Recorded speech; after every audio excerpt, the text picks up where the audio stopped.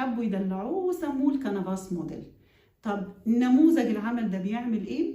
9 خطوات هتمشي عليهم، هتعرف انت محتاج في البيزنس بتاعك ايه كفلوس، بني ادمين، محتاج ايه ريسورسز، شراكات الشركات اللي انت عايزها، متوقع هتجيب فلوس كام. يبقى الموضوع شامل برؤية كاملة للشركة. ال9 خطوات، اول واحدة فيهم هو انا هقدم ايه في سوق العمل، الفاليو بروبوزيشن، ايه اللي انا هقدمه، هحل مشكلة، هقدم حاجة جديدة. تاني خطوة، مين العميل بتاعك، كلاس A ولا B ولا C، الكبار ولا صغيرين، الشباب، الستات، الأطفال.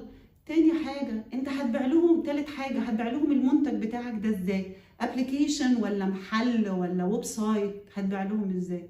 رابع حاجة انت هتبني العلاقة